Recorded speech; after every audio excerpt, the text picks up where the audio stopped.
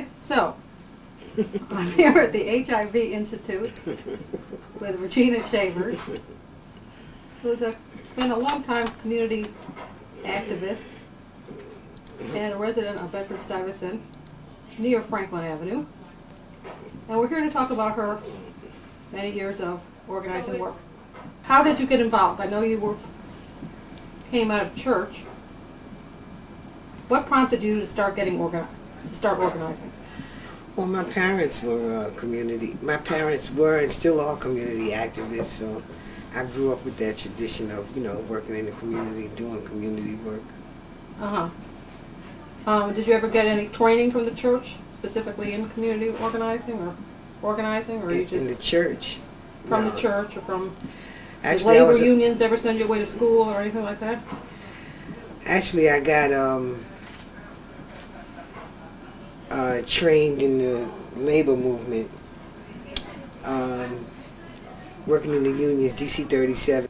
So basically, the things that you've been involved in have been, that I know of, are the Pride at Work, labor organization for gay and lesbian people, starting a gay and lesbian, bisexual, transgender church in Bedford-Stuyvesant, starting a group for elders. Which one would you want to talk about?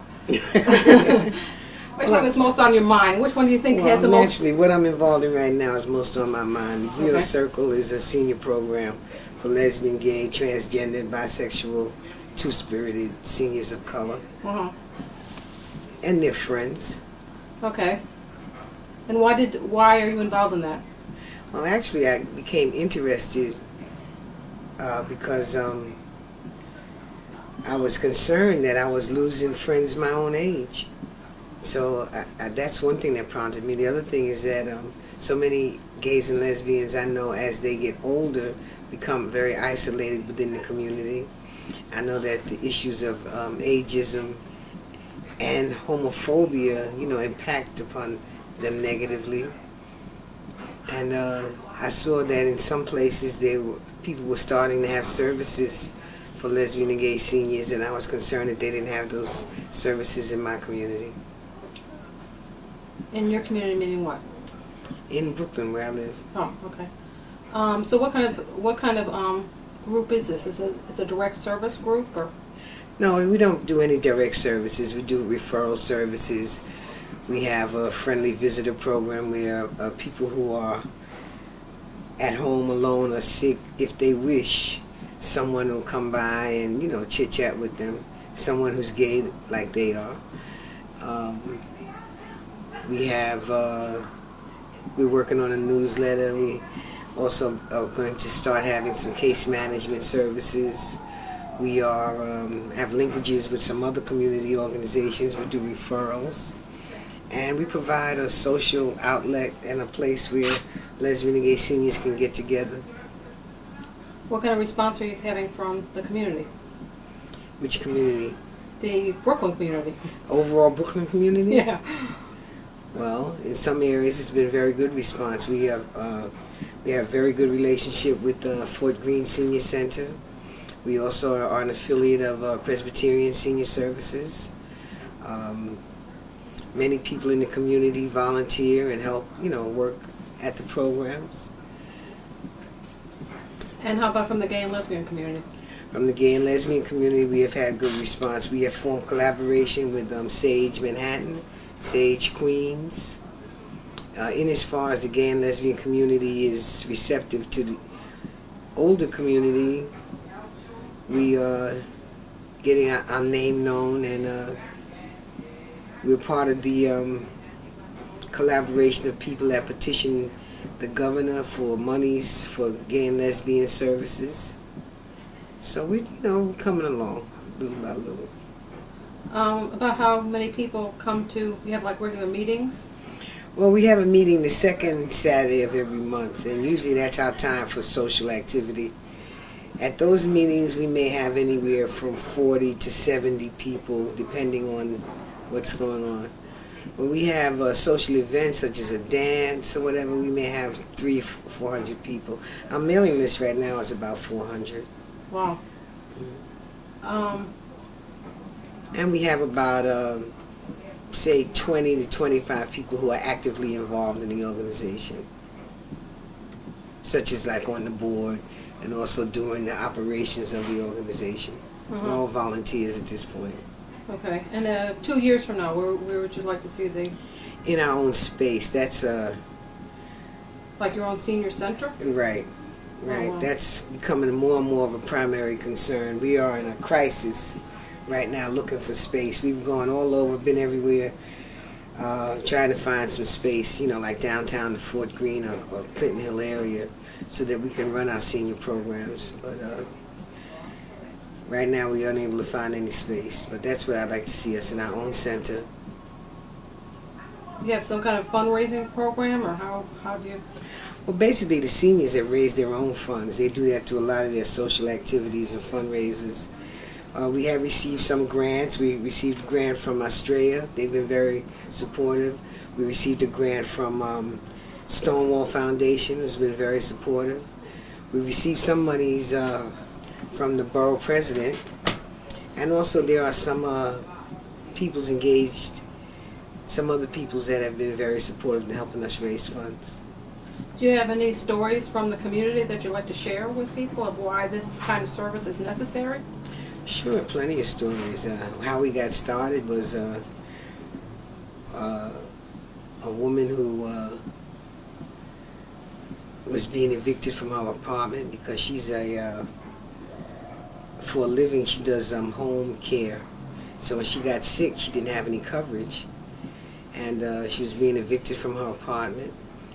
And she also was the primary caretaker of another person who was suffering with AIDS. So we got together to, we always had this idea in mind to start a senior center. So we got together to work together to help this woman from being evicted, which we were successful. And on the impetus of that, we started the GRIOT Circle. I know, a few years back people used to make jokes about the need for, having nursing homes for lesbians or gay men or that type of stuff. Do you see that as being a possibility or a problem? Well, definitely a possibility, but even more important is to make the existing nursing homes and services for seniors sensitive to the needs of lesbians and gays. I mean, the horror stories are endless. Very often in a lesbian or gay relationship, as they get older, they become caretakers of each other. But if one has to go in a nursing home, it's impossible for them to go together. These are people who maybe spent 30 or 40 years together, and now in their old age they have to be separated because of the existing systems. Nursing homes, all facilities that deal with the elderly and the aging need to be sensitized and recognize that there are specific needs of lesbians and gay elders. And then also, certainly there needs to be places where people who are lesbian and gay may choose to go to. So the issues that you're talking about are mostly questions of social acceptance. Can you excuse me 1 minute? Regina Shavers.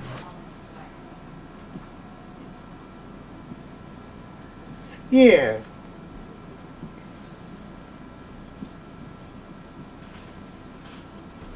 Right.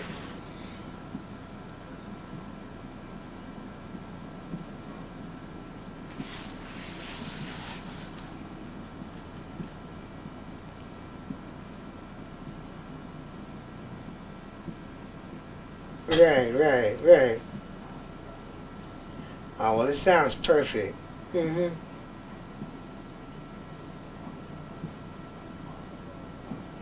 Mm-hmm. Oh, that would be perfect. Uh-huh.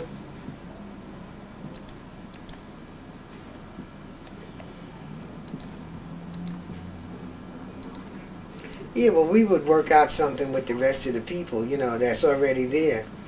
Mm-hmm. But in any case, they have space available at prices we can afford. Right. And this is so important. This is, that made my day. You know what I'm saying? So what were you asking me? I was saying it seemed like a lot of the issues that you're talking about are questions of social, kind of like social acceptance or tolerance questions. Are you Well, finding absolutely. Well, that's how change comes about. Do you finding that the days of discrimination, active discrimination, are over? That's not. Are you kidding? No.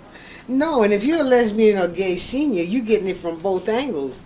So it's like synergy, like it's not 2 times 2 anymore. It's 2 times 2 has become now 10. I mean, first of all, in the lesbian and gay community, there's ageism. I mean, lesbian and gay community is mostly about youth and looks for a lot of people.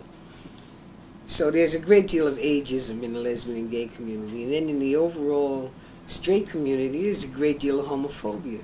So if you're a person, lesbian and gay, and you're past 50 years old, you're experiencing the impacts of both kinds of discrimination. Now, many lesbians and gays go to the usual senior centers, and that's fine. Many of them who do use the usual senior centers do so at the cost of not revealing their entire selves. And that, of course, anytime you have to hide about yourself, that causes its own stresses. Some people choose not to hide, and they go to regular senior centers, and they come to GRIOT Circle, and they go to SAGE, and they take full advantage of all the services that are available. Unfortunately, many other people, because they are afraid for people to find out about them, they stay home and they don't take advantage of anything. They just stay home and continue to isolate. Do you have any idea of how to reach those people? As a matter of fact, I do.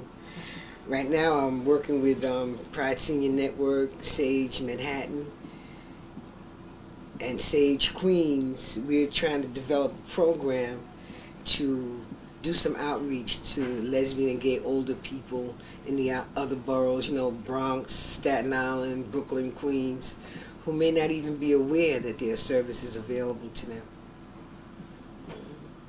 So that'd be a mailing. Hmm? That's a mailing you're going to be doing, or advertisement campaign? Well, I'm not sure exactly how it's going to play out. We're in the business of planning it out now. It certainly will have some component of, some marketing component, to let people know that we exist. Okay, speaking of the different communities, do you have any message in particular that you want to say to young people in either Brooklyn or the gay and lesbian community, or both? Do I have any message? Yeah. Well, I have no particular message. I love the young people. Many young people have become close with people in GRIOT Circle. I think that young, old, medium, all of us together is what makes up a community. And I can say to the young people, come and help us build a place so you'll have a place when you're older.